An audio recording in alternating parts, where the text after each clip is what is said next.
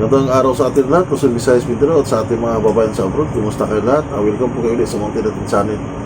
Pag-usapan natin ngayon dito is tungkol sa hearing kahapon ng Kongreso. Nagpasalamat naman din tayo kasi kahit pa paano sinunod naman nila yung batas tungkol sa BIR. So maraming salamat din sa BIR. Sinunod nila yung sinusupinan sila, pero hinayaan ng BIR na yung kongreso mismo yung magbubukas na nasabing box. So alam naman din natin na bawal yun.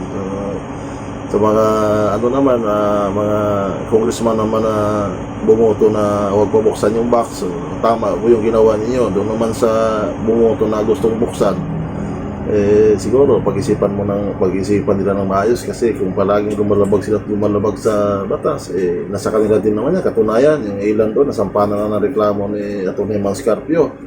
Pero dito kasi, kung panahon na nakakaupo pa kayo, siguro malakas ang mga loob niyo. Pero pagdating naman ng panahon na hindi na kayo, wala na kayo sa serbisyo, doon naman tayo ngayon magkakaproblema. So, pag-isipan ng maigi naman, kasi hindi sa lahat ng panahon nasa posisyon tayo. Pagdating naman ng wala nasa posisyon, doon naman yung paninigin. So, dito kasi, yung mga atap na na-impis na si Bibi Sara, sa atin, iakyat niya sa Senado, kasi para malaman talaga natin, may pagtanggol naman ni Bibi Sara naman yung sarili niya, kasi alam naman natin dun sa mini trial, wala naman sa tamang proseso, kung sino-sino mga taong sinasalpak niyo, kagaya ng mga nagdaang hearing niyo, kung sino-sino lang dinadala doon, wala naman din nangyayari, nasablay-sablay patuloy yung nangyayari.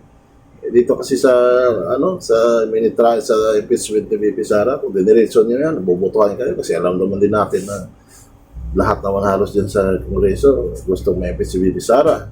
Doon sa Senado na dadalhin para malaman ang sitwasyon kung ano talaga yung totoo ba o hindi ba totoo. At least maganda naman yung laban doon. Kasi dito, araw-araw kayo gumagasto. Pera ng bayan, mga pagkain, mga security ninyo, kuryente. Hanggang imbis magtitipid ang bansa natin. Napakalaki ng ginasto nyo para lang sa impeachment ni Bibi Sara. Dito kasi, kahit natanggal man siya sa pagka-BP at hindi makatakbo sa 2028, hindi pa kayo dapat magsaya, dahil yung 32 million naman dito na bumoto kay Bibi Sara nung nagdaang eleksyon, hindi naman tumuboto sa inyo. Ang ano ba naman dito siguro, yung mga tao na bumoto kay Bibi Sara, siguro tandaan nito mga pangalan ng mga politiko nito sa Kongreso man sa Senado.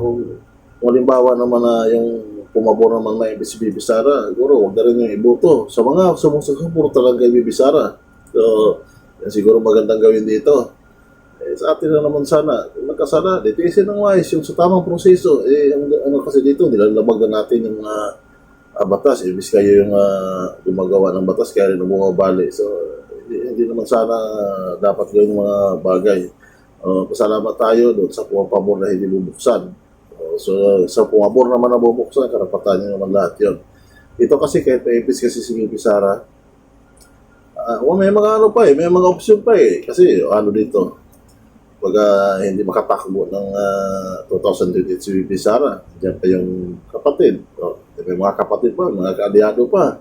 Ano naman ito ngayon, kung halimbawa na na-impis kanina yung tao, tapos kaalyado pa rin nila yung magiging presidente sa 2028. Tapos si BP naman ang magiging i-appoint naman magiging DOJ.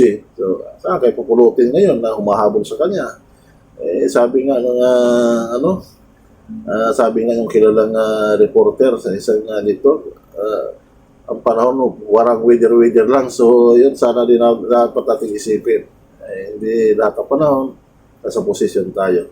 Atin na naman is opinion lang, bilang simpleng mga ngayon. Maraming salamat, buhay po tayong lahat. God bless.